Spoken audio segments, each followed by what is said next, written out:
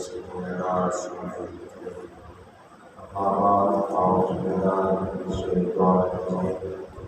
بسم الله الرحمن الرحيم. إنما يخشى الله من عباده العلماء والعلماء والعلماء. آمنت بالله صدق الله العظيم وصدق رسوله النبي الكريم العظيم. إن الله وملائكته يصلون على النبي يا أيها الذين آمنوا صلوا عليه وسلموا تسليما. اللهم صل على سيدنا ومولانا محمد وعلى آله وصحبه أجمعين. مولاي صل وسلم دائما أبدا على حبيبك هو الحبيب الذي ترجى شفاعته بكل قول من مولاي صل وسلم دائما أبدا على حبيبك يا ربي بالمصطفى بلغ مقاصدنا واغفر لنا ما مضى وسلم. مولاي صل وسلم دائما ابدا على حبیبک خیر المرسلین. اللہ تعالیٰ کی حمد و ثنا کے بعد حضور رحمت کائنات، فخر موجودات، موصل کائنات، جان کائنات حضرت محمد مصطفیٰ صلی اللہ علیہ وسلم کی بارگاہ مقدس میں ہدیہ درود و سلام عرض کرنے کے بعد اللہ کریم کی بارگاہ مقدس میں دعا ہے اللہ رب العزت جو شریف کی یہ حاضری اپنی بارگاہ مقدس میں قبول فرمائے اور ہم سب کے لیے نجات کا سامان بنائے.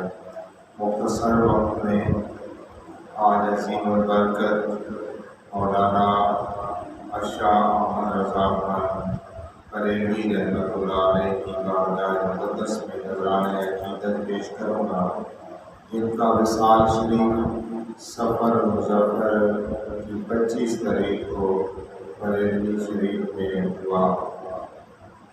اللہ رب العزت کی بارگاہ مقدس میں دعا ہے اللہ رب العزت ہمیں اولیاء کرام کے نقش قدم پہ چلنے کی توفیق عطا فرمائے. حضور نبی کریم رحمت کائنات جناب محمد مصطفیٰ علیہ السلام نے ارشاد فرمایا کہ میں تم میں سے سب سے زیادہ خدا کا عالم اور عارف ہوں اور تم میں سے سب سے زیادہ میں اللہ سے ڈرنے والا ہوں. اور جو شخص کسی کو پہچانتا نہیں ہے اس سے ڈرتا نہیں ہے. اس کی مثال یوں سمجھیں کہ ایک چھوٹا سا بچہ ہو، اس کے سامنے سانپ آ جائے، وہ بچہ اس سانپ کو پکڑنے کی کوشش کرتا ہے کہ اس سے کھیلوں گا، یہ خوبصورت ہے. اس کے نقش و نگار، اس کی خوبصورتی کو دیکھ کر وہ کھیلنے کی کوشش کرتا ہے. اور جو بھی والدین اس بچے کو دیکھیں گے تو وہ اس کو اٹھا لیں گے اور سانپ کو مار ڈالیں گے. اس لیے کہ والدین کو معرفت حاصل ہے، بچے کو معرفت حاصل نہیں. اس لیے بچہ جانتا نہیں کہ سانپ کاٹ لیتا ہے اور جسے کاٹ لے وہ مر جاتا ہے.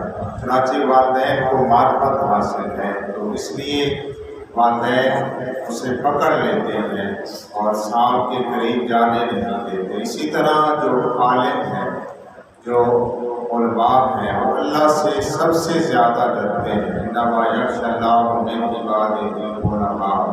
اور اللہ کے بندوں میں سے اللہ سے وہی ڈرتے ہیں جو علم والے ہیں. حضور نبی کریم رحمت کائنات جناب محمد مصطفیٰ علیہ السلام نے ارشاد فرمایا کہ چپٹیاں اپنے بلوں میں، مچھلیاں دریا میں، زمین و آسمان کی ہر چیز اس کے لیے دعا میں رحمت کرتی ہے جو بھلائی کی تعلیم دیتا ہے. یعنی عالم دین. کیا شان ہے عالم دین کی کہ گھر میں بستر پہ ہے، آرام کر رہا ہے، گھر میں بیٹھا ہے، جاگ رہا ہے یا سو رہا ہے یا کام کاج میں مصروف ہے.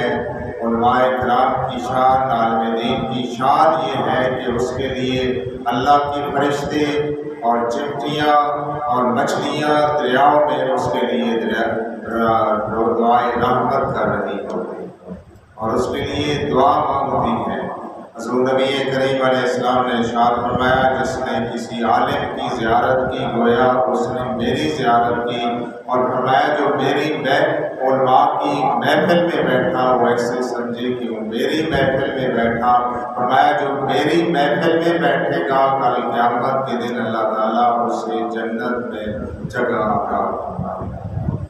تو عالم دین کی شان بہت بلند ہے، اور پچھلی امتوں میں جو کام نبی کرتے تھے حضور کی امت میں وہ کام علماء کرتے ہیں، اور اللہ کریم نے ارشاد فرمایا یہ دین کی تبلیغ ایسے کریں گے جیسے پچھلی امتوں کے نبی کرتے تھے، اس انداز سے یہ دین کی تبلیغ کریں گے۔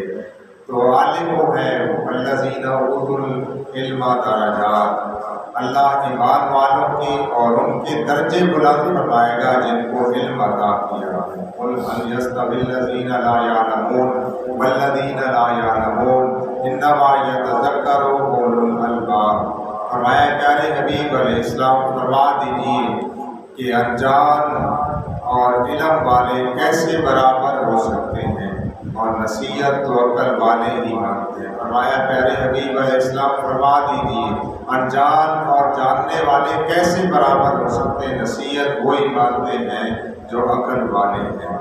علماء ورثۃ الانبیاء، علماء انبیاء کے وارث ہیں، علماء انبیاء کے وارث ہیں، اپنی تعلیم کے ذریعے، تصنیف کے ذریعے، اپنی تبلیغ کے ذریعے، اور علماء کرام لوگوں کو بھلائی کی تعلیم دیتے ہیں، نیکی کی تعلیم دیتے ہیں، محنت کرتے ہیں اور دین کے کاموں میں مصروف رہتے ہیں۔ تو یہ علماء کرام کی شان ہے، اور لیکن افسوس کہ اس زمانہ میں لوگ علماء کو حقارت کی نظر سے دیکھتے ہیں، اور بعض جگہ دیکھا گیا کہ تنگ کرتے ہیں، مذاق کرتے ہیں، داڑھی کا مذاق کیا، کبھی نماز کا مذاق کیا، کبھی علماء کا مذاق کیا۔ تو اللہ تعالیٰ مسلمانوں کو ہدایت نصیب فرمائے، اور علماء کو بھی چاہیے کہ وہ اپنا عمل جو ہے اچھا کریں، پاک صاف رہیں، تاکہ لوگ انگلی نہ اٹھا سکیں۔ عالم وہی ہے جو اللہ سے ڈرتا ہے، حقیقی معنوں میں وہی عالم ہے جو اللہ سے ڈرتا ہے۔ وَتَقُولُونَ مَا لَا تَفْعَلُونَ، جو کہتا وہ بات کیوں کہتے ہو جس پر عمل نہیں کرتے، اور وہ عالم نہیں ہے جو کہتا کچھ اور ہے کرتا کچھ اور ہے، اس کے قول اور فعل میں تضاد ہے، تو وہ عالم نہیں ہے۔ کیونکہ عالم وہ ہے جو عمل کرے اور اپنا کردار پاک صاف رکھے۔ عالم وہ ہے جس کے دل میں خوف خدا ہو اور سینے میں عشق مصطفیٰ ہو۔ عالم وہ ہے جس کی تقریر سن کر عشق مصطفیٰ کا جذبہ پیدا ہو۔ عالم وہ ہے جس کے بیان کو سن کر دل میں خوف خدا پیدا ہو۔ عالم وہ ہے جس کی تقریر کو سن کر حضور کی ناموز پر مر مٹنے کا جذبہ پیدا ہو، وہ عالم دین ہے۔ اور علماء کرام کی شان حضور نبی کریم علیہ السلام نے ارشاد فرمایا کعبہ شریف میں نگاہ ڈالنا عبادت ہے، فرمایا والدین کے چہرے کو دیکھنا عبادت ہے، فرمایا عالم دین کے چہرے کو دیکھنا تمام عبادتوں کی اثر ہے۔ اور حضرت امام غزالی رحمۃ اللہ علیہ کی میاہ سعادت میں لکھتے ہیں، آپ فرماتے ہیں کہ عالم کا 2 رکعت نماز پڑھنا، 2 رکعت نماز نفل پڑھنا جیل کی سال بھر کی عبادت سے افضل ہے۔ اور آپ مکاشفۃ القلوب میں لکھتے ہیں کہ جو عالم کی غیبت کرتا ہے قیامت کے دن اس حال میں آئے گا کہ اس کی پیشانی پر لکھا ہوگا کہ اللہ کی رحمت سے دور ہو جا، اللہ کی رحمت سے دور ہو جا۔ تو اس لیے علماء کرام کی شان بہت بلند ہے، ان کا مقام بہت بلند ہے، ہمیں ان کے ساتھ محبت رکھنی چاہیے، پیار کرنا چاہیے، کیونکہ یہ بھلائی کی تعلیم دیتے ہیں۔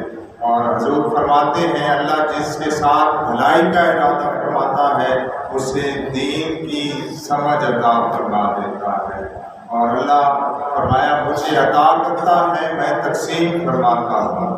تو حضرت امام اہل سنت مجدد دین و ملت اور عظیم البرکت مولانا شاہ احمد رضا خان بریلوی رحمۃ اللہ علیہ، آپ کی قبر مبارک پر کروڑا رابطہ کا نزول ہو۔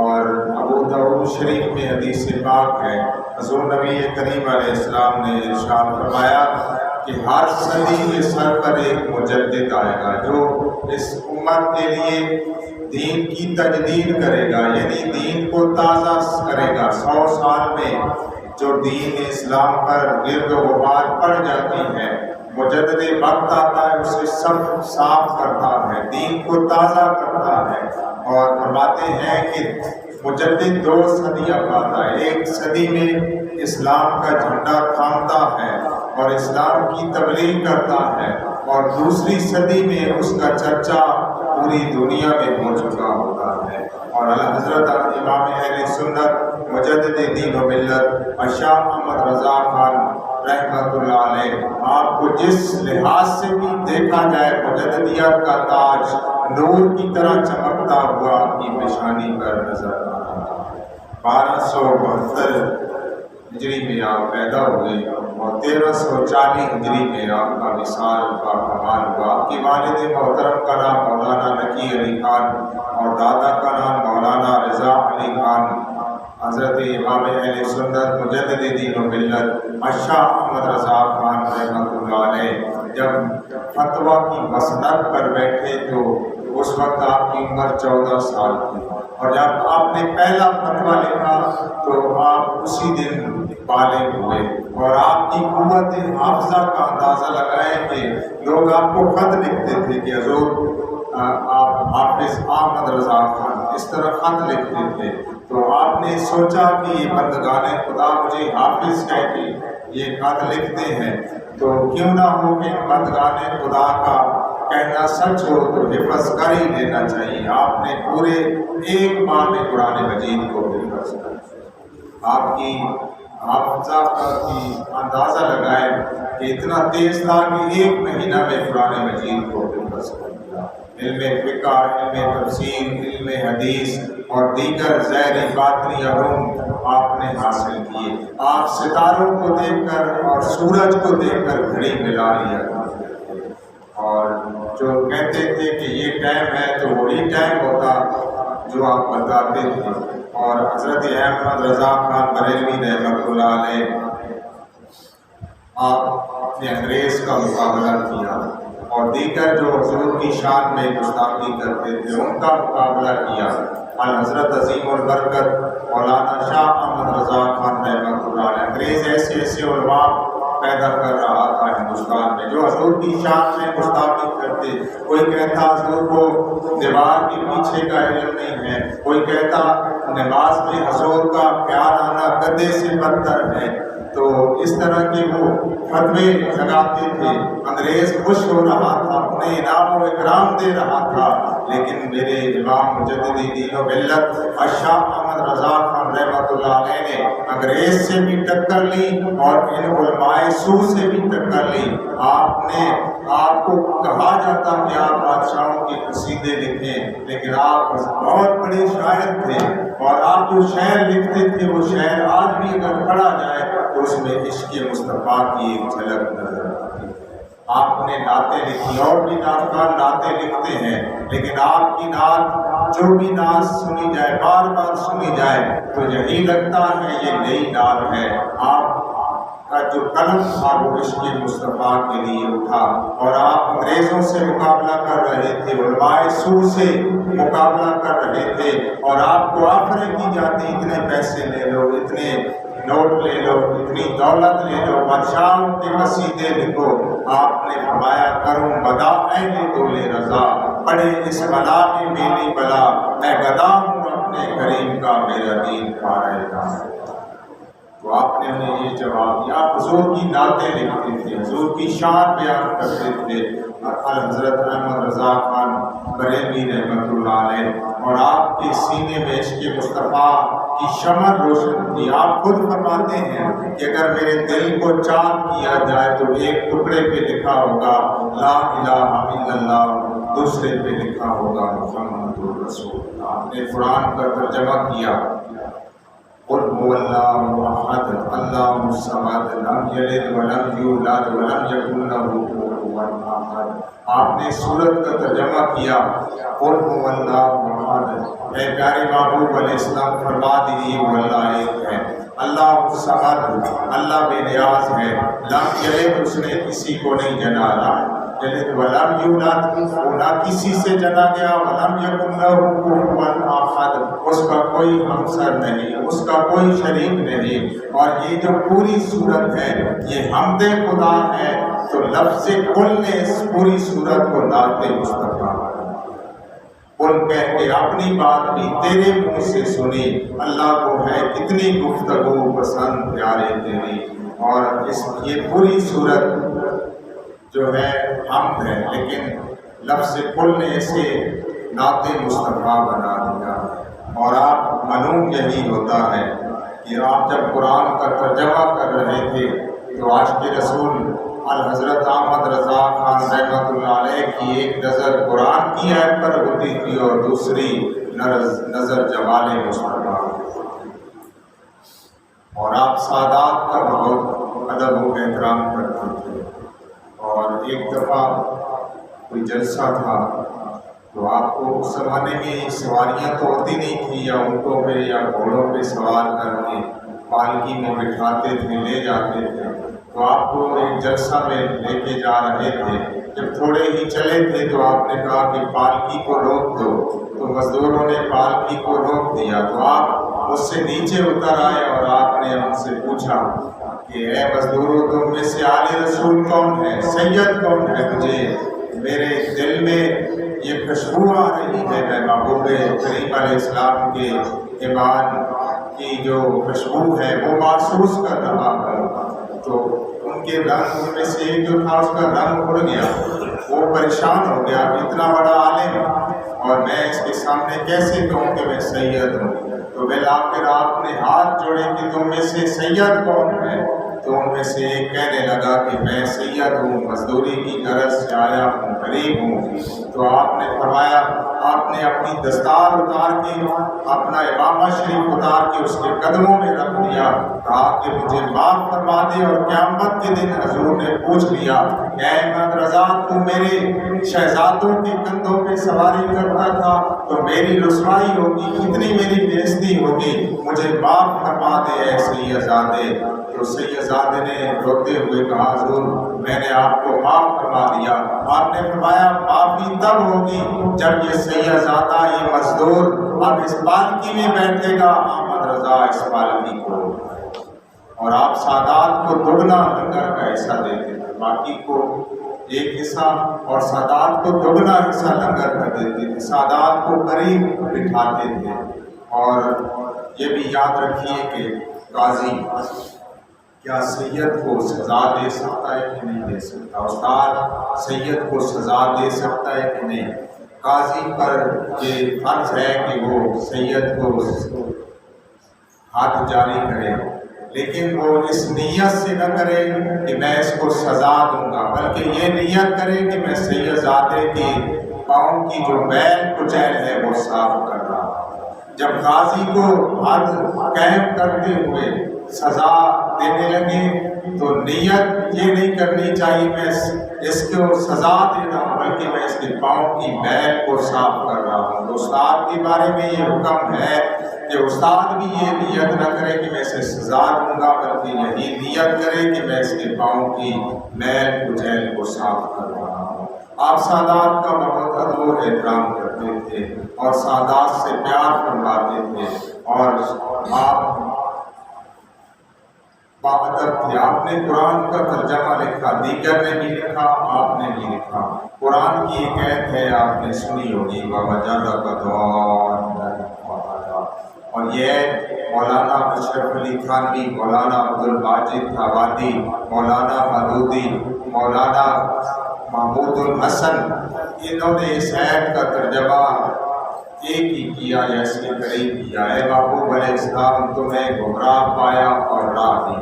یہ ترجمہ کیا ان لوگوں نے، ان سب نے یہ ترجمہ کیا یا اس کے قریب کیا، لیکن آپ نے جب ترجمہ کیا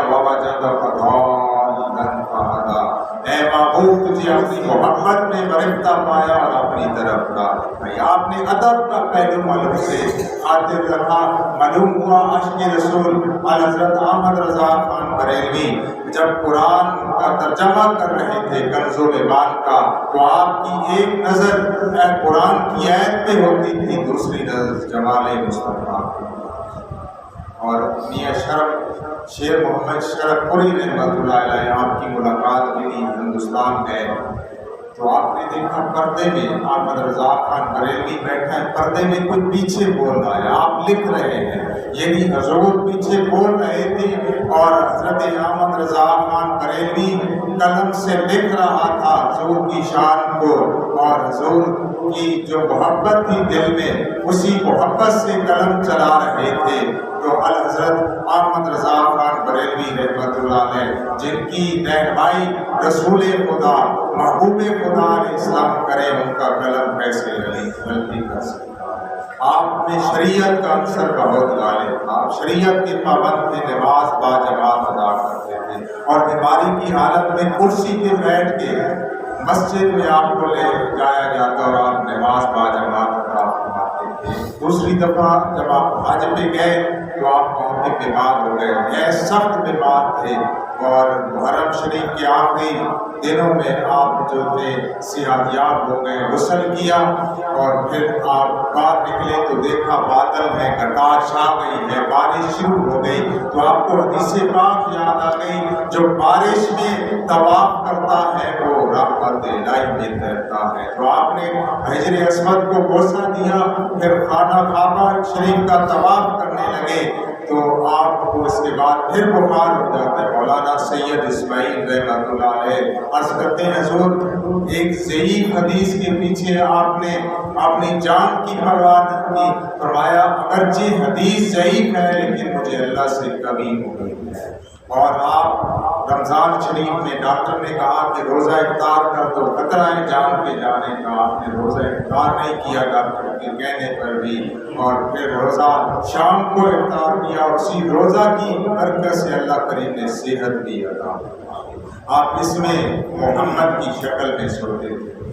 آج ہم بھی اپنا سونا دیکھیں، ہم کیسے رات کو سوتے ہیں، کیسے دن کو سوتے ہیں، اور ہمیں پتہ ہی نہیں ہوتا کس طرح سونا چاہیے۔ آپ اس میں محمد کی شکل میں سوتے تھے، حضور کے ساتھ اتنی محبت تھی، اتنا پیار تھا حضور کے ساتھ، اور حضور کی نعتیں، آپ بہت بڑے شاعر تھے، اور آپ زکوٰۃ نہیں دیتے تھے۔ اس کی وجہ یہ تھی کہ آپ اتنے پیسے ہی نہیں رکھتے تھے کہ ان کی زکوٰۃ ادا کرنی پڑے۔ آپ ملکی سطح پر نہیں بلکہ غیر ملکی سطح پر بھی غریبوں کے لیے فنڈ دیتے تھے، منی آرڈر کر دیتے تھے، ان کو پیسے بھیج دیتے تھے، اور آپ زکوٰۃ نہیں دیتے تھے، اتنے پیسے ہی نہیں رکھتے تھے، پھر زکوٰۃ کیسے؟